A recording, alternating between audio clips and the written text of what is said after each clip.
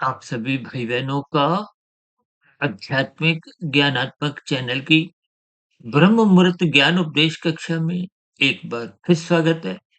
आज की चर्चा का विषय ये ब्रह्मांड में जो 4 युगों का आने का एक क्रम है, प्रवाह है। सतयुग, त्रेता, द्वापर और वर्तमान समय जो कलयुग चल रहा है।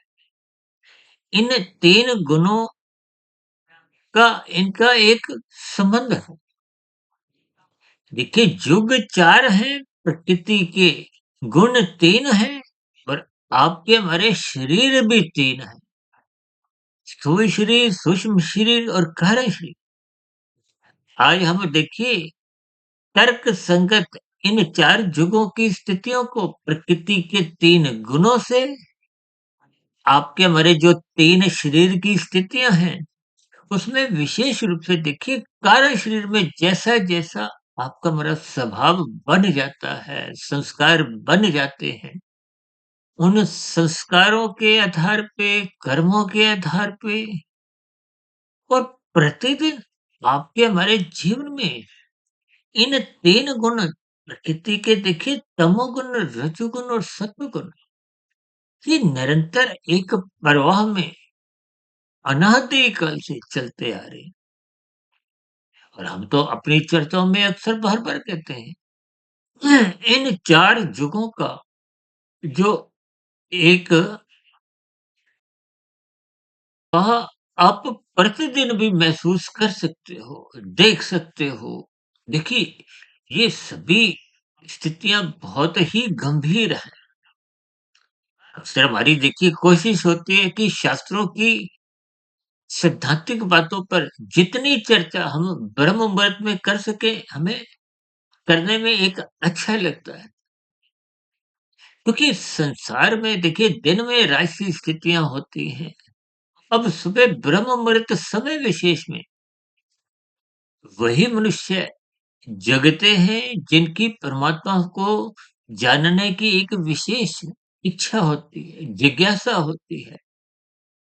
अन्यथा एक साधारण मनुष्य है, जिनकी संसारी विषय भोगों में आसक्ति होती है। हालाँकि देखिए संसार में ऐसे बहुत से मनुष्य हैं जो ब्रह्म मुहूर्त में स्थूल शरीर के स्तर पर उसको स्वस्थ रखने के दृष्टिकोण से उठ जाते हैं। देखिए स्थूल शरीर के स्तर पर भी यदि आप व्यायाम करते हो, सैर करने जाते हो, तो ये भी एक देखिए स्थूल शरीर के स्तर पर लाभ है। यानी कि लाभदायक स्थितियों से जुड़ना चाहिए, चाहे वो स्थूल शरीर के स्तर पर हो। देखिए यहाँ इसका ये भी अभिप्राय नहीं है कि आप जब दिन में देखिए राजसी स्थितियों में विषय भोगों की आसक्तियों के अंतर्गत स्थूल शरीर के स्तर पर विषय भोगों की आसक्ति पाते हो। देखिए शब्दों की स्थितियों को कहीं किसी अर्थ में समझना होता है, कहीं उसके भावार्थ समझने होते हैं। इसलिए हम देखिए कुछ गंभीर स्थितियों पर विशेष क्रमबद्ध तरीके से ज्ञान परोसने का एक प्रयास करते हैं। और क्योंकि ब्रह्म-मुहूर्त परमात्मा का एक विशेष समय है, क्योंकि सतोगुण की एक शुद्धतम स्थिति है। हम तो बार-बार कहते हैं कि ब्रह्म मुहूर्त में उठो, ब्रह्म मुहूर्त में उठो। ये ब्रह्म मुहूर्त समय विशेष को हम देखिए सतयुग से ही जोड़कर अक्सर अपनी चर्चाओं को एक गति देते हैं। देखिए सतयुग में सतोगुण की प्रधानता होती है, जिनके कारण शरीर शुद्ध होते हैं, जिनमें कारण शरीर में शुभ संस्कार बने होते हैं, ऐसे ही शुभ स्वभाव रखने वाली आत्मा ही सतयुग में मनुष्य योनि का एक जन्म विशेष स्तर पर प्रधान उनको होता है। देखिए, आज की वीडियो विशेष को मैं तर्क संगत विभिन्न स्थितियों में कुछ समझाता हुआ इन पर विशेष प्रकाश इसलिए डाल रहा हूँ, ताकि आपके हमारे जीवन में देखिए बाहरी गुण जो चल रहे हैं, वो तो एक कर्म में चलते हैं। तमोगुण के बाद सतोगुण आता है, सतोगुण के बाद फिर रजोगुण आएगा और रजोगुण की समाप्ति पे शाम को सूर्य के ढलते ही फिर पुनः तमोगुण का आगमन हो जाता है। जैसे ये 3 गुणों के आने का एक क्रम है, चाहे सतयुग हो, चाहे त्रेता युग हो, चाहे द्वापर युग हो, चाहे वर्तमान कलयुग की स्थितियाँ हो। ये प्रकृति के 3 गुणों के आने का क्रम कभी बदलता नहीं है। और अक्सर हम देखिए ब्रह्म मुहूर्त को सतोगुण की शुद्धतम स्थिति से जोड़ते हुए इसको सतयुग से भी जोड़ देते हैं। देखिए, क्योंकि ये जैसे 3 गुण हैं, 3 गुणों की देखिए 9 स्थितियाँ इसलिए बन जाती हैं क्योंकि ये तीनों गुण नित्य हैं। तीनों गुण नित्य होने पे ये 9 स्थितियाँ बन जाती हैं। देखिए, एक गुण प्रधान होता है, दूसरा गौण, तीसरा अति गौण। अब देखिए, इस समय ब्रह्म मुहूर्त का समय चल रहा है। हालाँकि देखिए, ब्रह्म मुहूर्त का समय विशेष का अभिप्राय यहाँ सूर्य निकलने से पूर्व के 2 घंटे 40 मिनट की स्थिति से है। हालाँकि कभी-कभी हमारी वीडियो देखिए ब्रह्म मुहूर्त से भी समय और पहले का जो होता है, तो देखिए सूर्य निकलने से पूर्व के 2 घंटे 40 मिनट से पूर्व का भी जो समय है, वो भी तो देखिए सत्वगुण का होता है। लेकिन उस समय विशेष को हम साधारण शब्दों में देखिए ब्रह्म मुहूर्त नहीं कहते। देखिए, एक गुण प्रधान है, दूसरा गौण है, तीसरा अति गौण है। यानी कि एक गुण सतोगुण यदि प्रधान है, तो रजोगुण गौण होता है और तमोगुण अति गौण होता है। जब रजोगुण प्रधान होता है, तो तमोगुण गौण होता है, सतोगुण अति गौण होता है और जब तमोगुण प्रधान होता है, तो रजोगुण गौण होता है और सतोगुण पुनः अति गौण रहता है। देखिए, अंकों की स्थितियों से इनको ज्ञानपूर्वक समझिए। यानी कि जब-जब रजोगुण और तमोगुण अलग-अलग स्थितियों में प्रधान होते हैं, दोनों ही स्थितियों में सत्वगुण अति गौण की स्थिति में रहता है। देखिए, ये अंकों के गणित को आप यूँ भी समझ सकते हो। हम देखिए बार-बार कहते हैं ना तमोगुण से अच्छा रजोगुण है, रजोगुण से अच्छा सत्वगुण है। इन सभी स्थितियों को हम देखिए 1, 10, 100 से समझाते हैं। तमोगुण को 1, रजोगुण को 10, सतोगुण को 100। अब क्योंकि तमोगुण और रजोगुण 1 और 10 पास-पास है, अक्सर हम अपनी चर्चाओं में इनको देखिए पड़ोसी भी कह देते हैं। और सतोगुण क्योंकि 100 की स्थिति में है, 10 और 100 की दूरी है 90 अंकों की, 1 और 10 की दूरी है 9 अंकों की। जब साधारण अर्थों में जब हम देखिए जब पड़ोसी शब्द कहते हैं ना, जैसे किसी का मकान नंबर 1 है, किसी का मकान नंबर 10 है, तो बीच में 8 मकानों का ही अंतर है।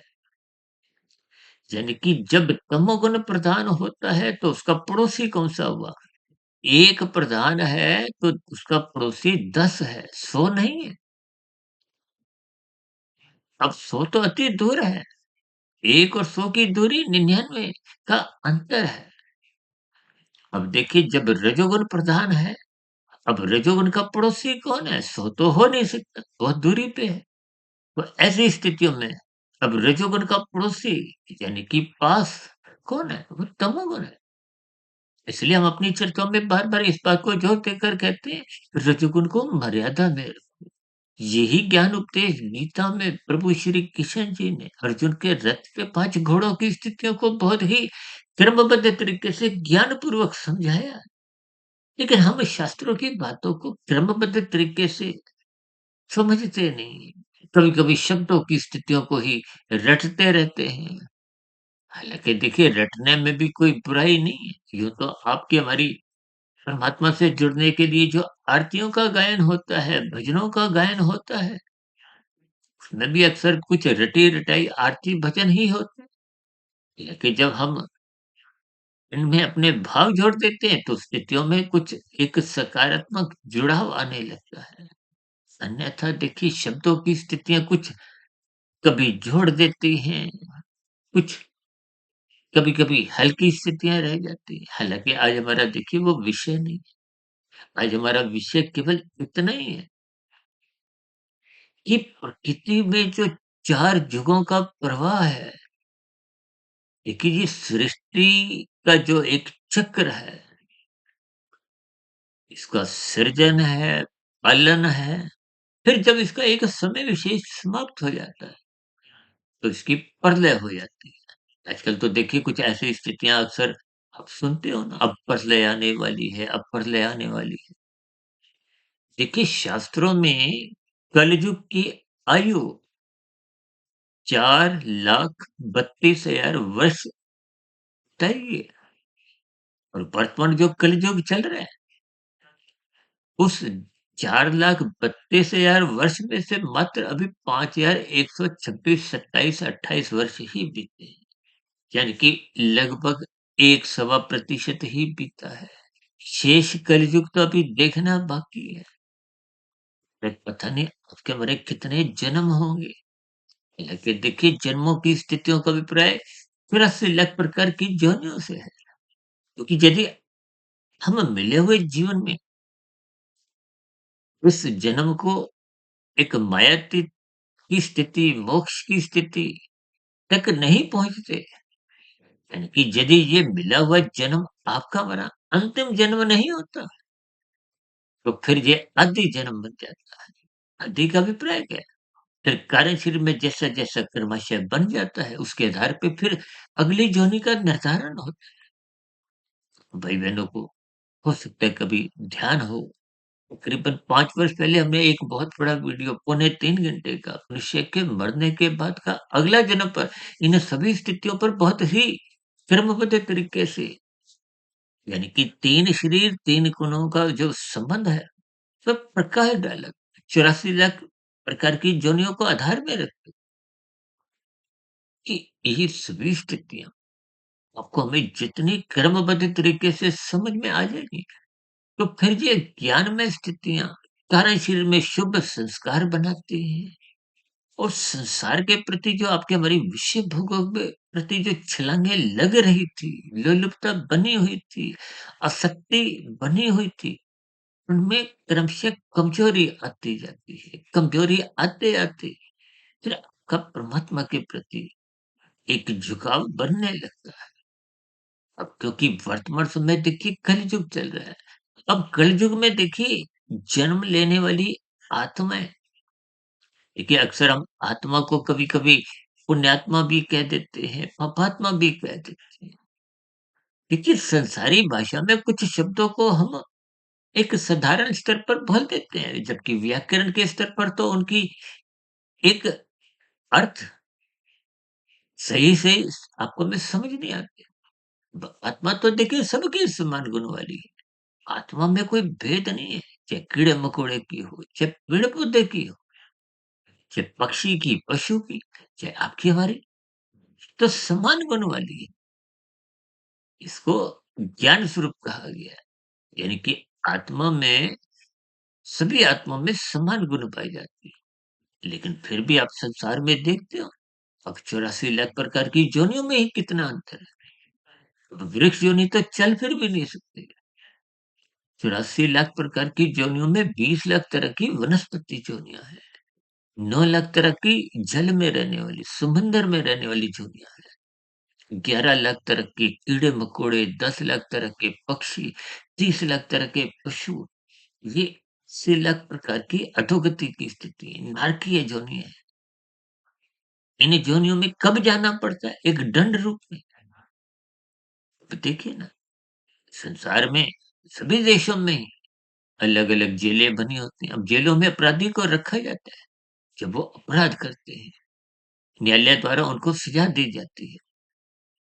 ठीक इसी तरह प्रकृति की व्यवस्था में भी जब-जब आपके मेरे पाप कर्म अधिक बढ़ जाते हैं, देखिए ये पाप पुण्य कर्म कब होते हैं? केवल मनुष्य योनि में। इसलिए कर्म योनि होने के कारण मनुष्य को सत्संग की स्थितियों में ज्ञान होना चाहिए। यदि आपको सही गलत की पहचान ही नहीं है, अब यूँ तो आत्मा ज्ञान स्वरूप है। अब जब भी आप और हम कोई देखिए पाप कर्म करते हैं, भीतर से आत्मा आपको रोकती है। देखिए स्थूल शरीर पृथ्वी, जल, अग्नि, वायु, आकाश का बना है। ये तो मात्र एक यंत्र है। इस यंत्र को एक संचालक कौन है? वो मन है। मन को सही गलत की उतनी पहचान नहीं है जितनी बुद्धि को है, इसलिए मन के ऊपर बुद्धि तत्व है। अक्सर हम बुद्धि को तो देखिए पढ़ा-लिखा शब्द से जोड़ते हैं और मन को अनपढ़ गँवार कह देते हैं। देखिए शब्दों की कुछ भाषा को आप उसके भावार्थ रूप में समझिए। देखिए आपके मेरे मिले हुए जीवन में देखिए जितना-जितना हम सबका जीवन बचा है, देखिए परीक्षा में 3 घंटे की परीक्षा है, वहाँ तो आपको हमें मालूम है, 1.5 घंटा बीत गया, 1.5 घंटा बाकी है, 2 घंटे बीत गए, 1 घंटा बाकी है, 2.5 घंटे बीत गए, आधा घंटा बाकी है।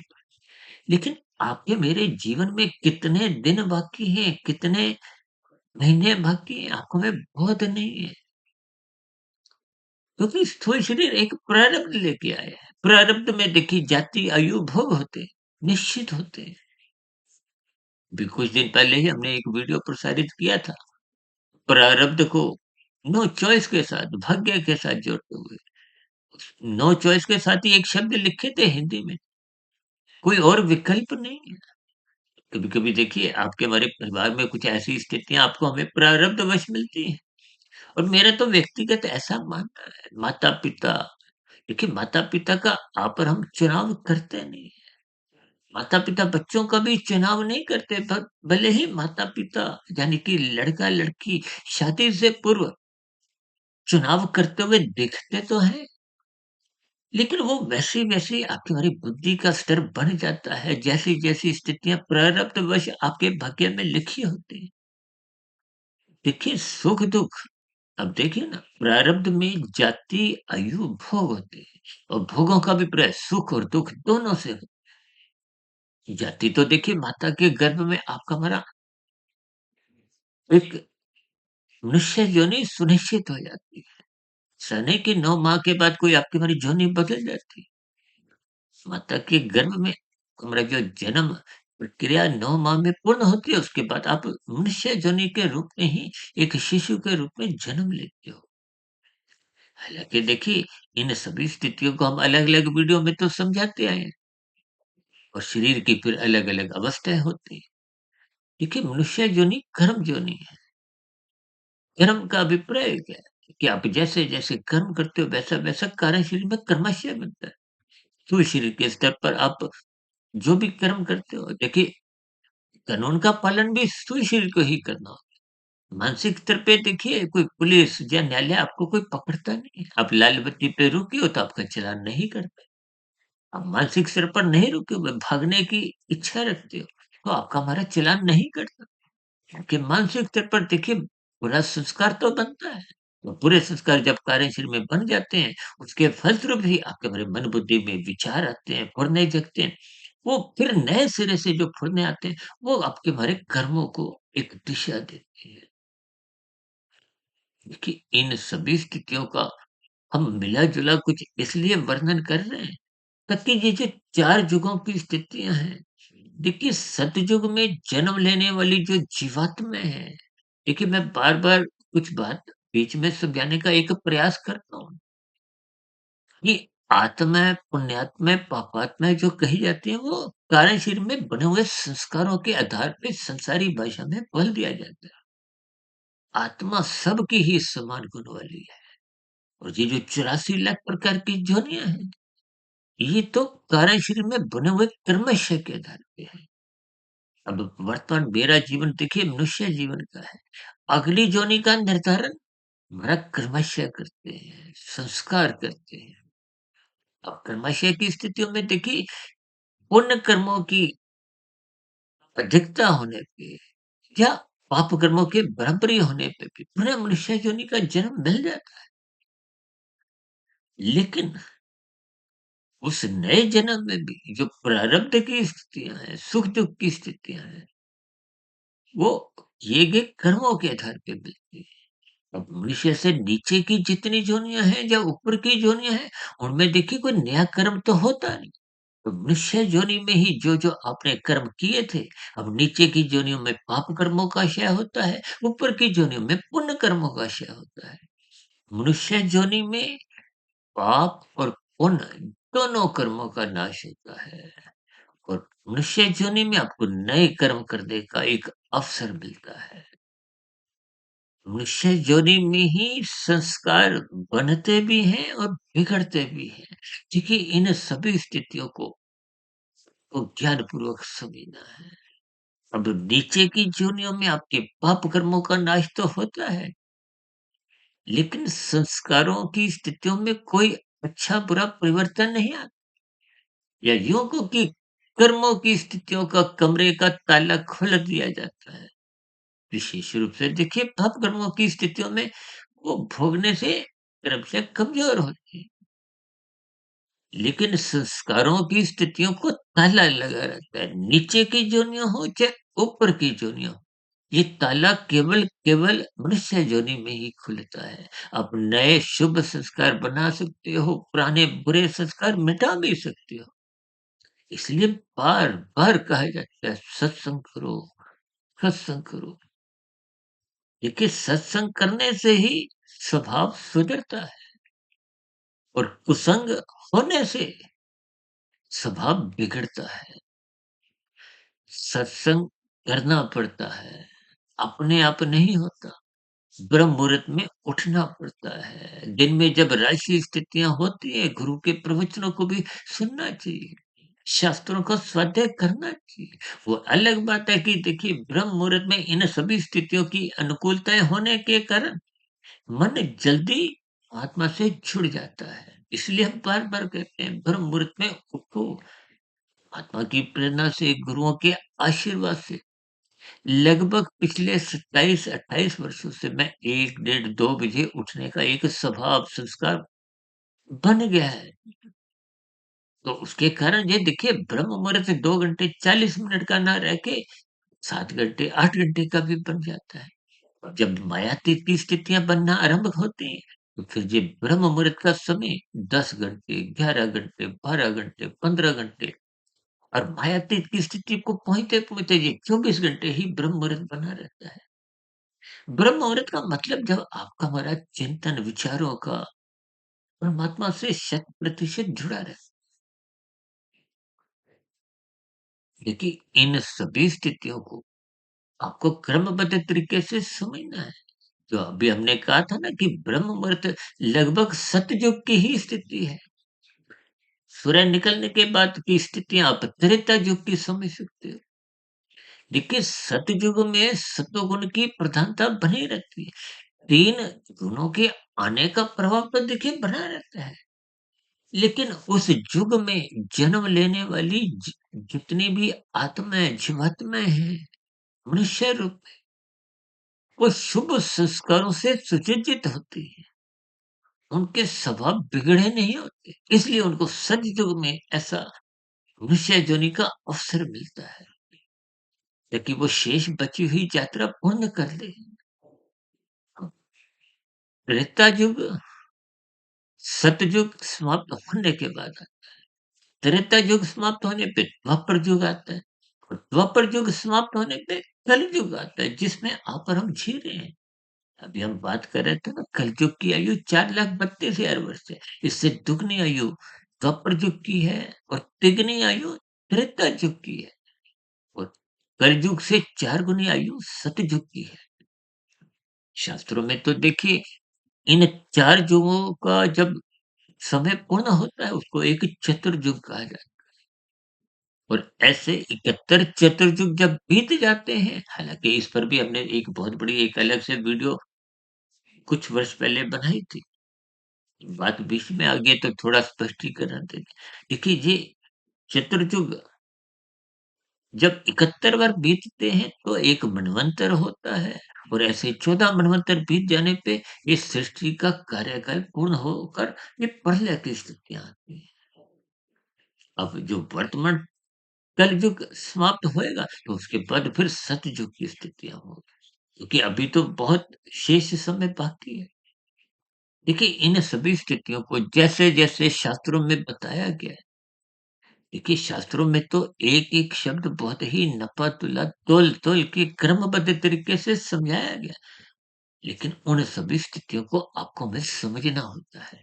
हम बार-बार कहते हैं कि इन शास्त्रों की बातों को समझो, ज्ञानपूर्वक समझो। यदि आप और हम देखिए संसार को ही फुल टाइम महत्व देते हैं, तो निश्चित रूप से हमारा जो जीवन है, इन शास्त्रों के प्रति एक रुचि उसकी जग नहीं पाती। हालाँकि शास्त्रों में तो विभिन्न प्रकार के कर्म कांड रचे गए हैं। ये कर्म कांड परमात्मा से जुड़ने के लिए, शास्त्रों को पढ़ने के लिए। ये शास्त्र पढ़ने से भी तो आपने हमने परमात्मा से जुड़ना है। गुरु के प्रवचन सुनने से भी आपने हमने परमात्मा से जुड़ना है। ये ब्रह्म मुहूर्त उठने की स्थितियाँ की भी आपको हमें परमात्मा से जोड़ती है। यदि इन सभी स्थितियों को आप कर्मबद्ध तरीके से समझते नहीं, तो ये आपके मेरे जीवन की कमजोरी है। देखिए, हम बार-बार जो कहते रहते हैं, रात को मनात्मक स्थितियों से बचो, ब्रह्म मुहूर्त में उठो, क्योंकि ये सतोगुण की शुद्धतम स्थिति है। इस शुद्धतम स्थिति को आप सतयुग समझ सकते हो। सूर्य निकलने के बाद की स्थिति को आप त्रेता युग समझ सकते हो। देखिए, आरंभिक स्तर पे 3 घंटे, 4 घंटे, 5 घंटे तक एक सामान्य स्थितियाँ होती हैं। लोगों में जो एक भगदड़ की स्थितियाँ हैं धन कमाने के प्रति, वो अभी आरंभ उतनी नहीं होती। लेकिन दिन में तो देखिए भागदौड़ कितनी होती है। लोग के 4, 4 के 40, 40 के 4000, 4 लाख करोड़, यानी कि आपकी हमारी भागदौड़ बहुत अधिक हो जाती है। इसका अभिप्राय क्या है? उस युग को आप एक अगली स्थिति यानी कि त्रेता के बाद की द्वापर की स्थितियों से जोड़ सकते हो। उस समय विशेष में देखिए रजोगुण की स्थितियाँ होती हैं, इसलिए भाग-दौड़ अधिक दिखती है और सूर्य के ढलते ही एक मनात्मक स्थितियाँ आरंभ होती हैं। उस सूर्य डूबने के साथ की स्थितियों को आप कलयुग से जोड़ सकते हो कि कलयुग में तो देखिए तमोगुण की प्रधानता है। तमोगुण की प्रधानता का अभिप्राय देखिए, जैसे सतयुग में सतो सतोगुण की प्रधानता होती है, रजोगुण, तमोगुण बहुत गौण होते हैं। त्रेता युग में देखिए सतोगुण की प्रधानता बनी होती है, लेकिन रजोगुण का भी प्रवेश आ जाता है। प्रवेश का अभिप्राय देखिए जो एक सामान्य स्थिति से थोड़ा बढ़ जाता है और जब त्रेता से द्वापर युग की स्थितियाँ बनती हैं, तो फिर रजोगुण के साथ-साथ फिर तमोगुण का आगमन भी एक दबे पाँव होने लगता है। देखिए शब्दों की स्थितियों को मैं बहुत ही पेचीदा तरीके से, क्रमबद्ध तरीके से वजन देते हुए समझाने का एक प्रयास कर रहा हूँ।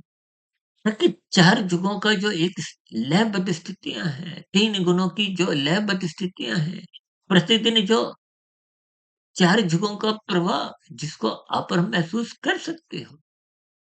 इन सभी स्थितियों को बहुत ही अपने क्रमबद्ध तरीके से मन बुद्धि के स्तर पर तोलते जाना ताकि आप मिले हुए जीवन के अवसर का लाभ उठाएँ।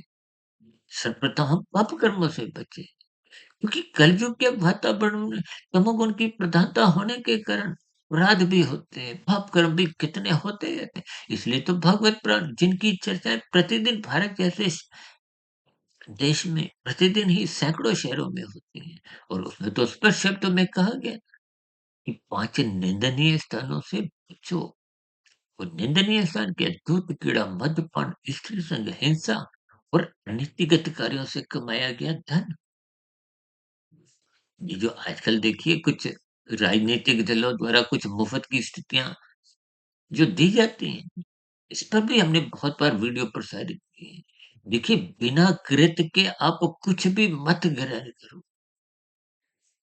मनुष्य योनि में कृत का अभिप्राय कर्म करने से है। आप मुफ्त में जो कुछ भी खाते हो, देखिए भंडारे में भी आप जो खाते हो, ब्याह-शादियों में भी खाते हो, घर परिवार, रिश्तेदारों में आप और हम जो भी पदार्थ खाते हैं, वो आपके एक व्यक्तिगत कर्माशय से ही कम हो जाता है। देखिए इन सभी स्थितियों पर मैंने बहुत क्रमबद्ध तरीके से पहले भी बहुत वीडियो प्रसारित की है।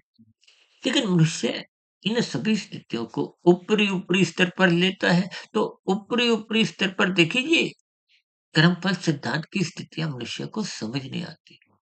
ये क्षति-पूर्ति का सिद्धांत, त्रिविध ताप की स्थितियाँ, गीता में तो भगवान श्री कृष्ण जी ने यहाँ तक कहा है कि ये जगत दुखालय है, दुख यहाँ बने ही रहते हैं।